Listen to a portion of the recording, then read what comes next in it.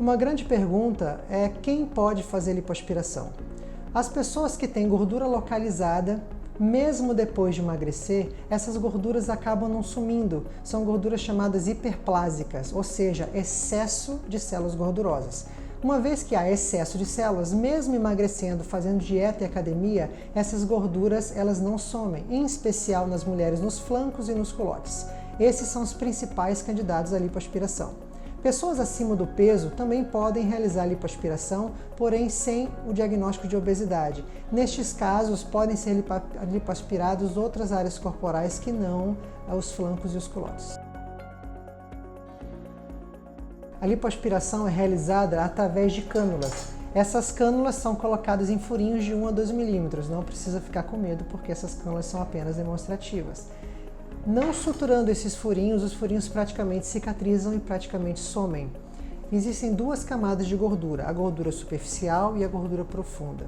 A gente pode lipoaspirar idealmente somente a camada profunda, de maneira que há um resultado mais harmônico quando a gente não lipoaspira a camada superficial, evitando fibroses e retrações cicatriciais.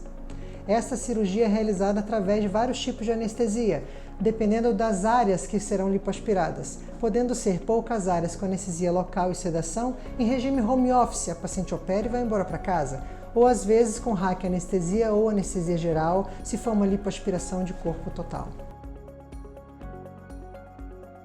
Pelas leis e pelo CFM, todo médico pode realizar lipoaspiração, porém não deve. Existem várias especializações, em especial a cirurgia plástica, que demora 6 anos de faculdade, mais 3 de cirurgia geral e mais 3 ou 4 de cirurgia plástica, para o médico ficar apto a realizar lipoaspiração. Portanto, lipoaspiração é um procedimento cirúrgico e deve ser procurado profissional especialista para evitar complicações desnecessárias. Lipoaspiração é procedimento cirúrgico. Sendo procedimento cirúrgico, deve ser realizado com anestesia e no hospital. Existe uma preparação que o paciente deve sofrer para poder realizar um procedimento cirúrgico. Inicialmente, exames pré-operatórios, identificando todas as doenças, ou seja, comorbidades que podem alterar o resultado e o risco da cirurgia.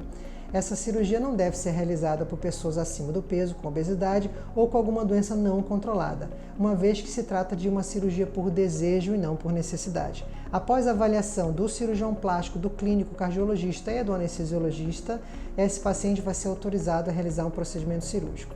Existe também aquela consulta que o paciente vai fazer imediatamente na semana da cirurgia, até porque a agenda do cirurgião plástico é marcada com meses de antecedência. E na semana da cirurgia, a paciente não pode ter tido nenhum sangramento, idealmente não está no período menstrual e nem ter tido recentemente alguma infecção respiratória, o que vai alterar o risco dessa cirurgia e essa cirurgia, portanto, deve ser adiada.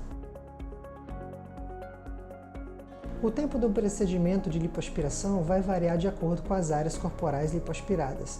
Se for apenas uma área, é um procedimento que demora minutos a poucas horas. Se for uma lipoaspiração total, onde envolva dorso, lipoenxertia do glúteo, virar a paciente de decúbito e fazer uma nova lipoaspiração na frente, é uma cirurgia que demora em torno de 3 a 4 horas. Quanto maior o período de tempo, maior o risco da cirurgia e provavelmente maior o preparo pré-operatório. Muitas pacientes nos perguntam como é a recuperação de uma lipoaspiração. Elas estão preocupadas quanto tempo vão retornar ao trabalho, quanto tempo vão poder dirigir, realizar esportes, atividades físicas e quanto tempo vão demorar para iniciar a atividade sexual. A recuperação, primeiramente, depende das questões individuais do paciente, depende também do porte da lipoaspiração. A lipoaspiração praticamente não tem downtime, aquele tempo que a pessoa vai ficar acamada, com dor, muito doída e roxa em casa e sem poder fazer atividades externas. Praticamente esse downtime da lipoaspiração é em torno de 48 a 72 horas. Se for algum trabalho externo no sol e no calor, a paciente deve evitar a fase inicial de 15 a 20 dias do edema principal.